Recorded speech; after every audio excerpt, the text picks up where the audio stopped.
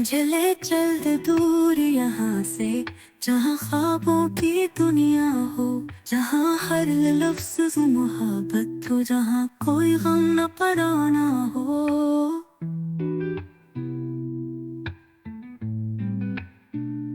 जहाँ खुशियों के रंग बिखरे हों, जहाँ चांदनी रातें रोशन हों, जहाँ हर पल हो एक नई सुबह, जहाँ दिल के सारे सपने हों, जहाँ प्यार के सारे रंग मिले,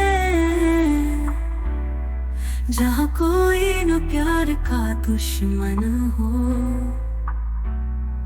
हम जब चाहे तेरे संग मिले, हर लम्हा हो मोहब्बत का चमन हो।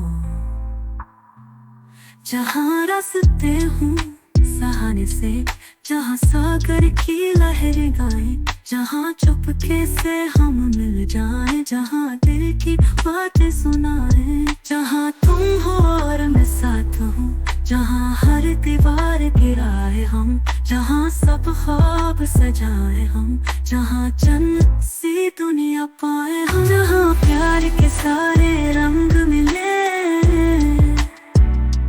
जहाँ कोई न प्यार का दुश्मन हो। हम जब चाहे तेरे संग मिले, हर लम्हा हो मोहब्बत का चमन हो।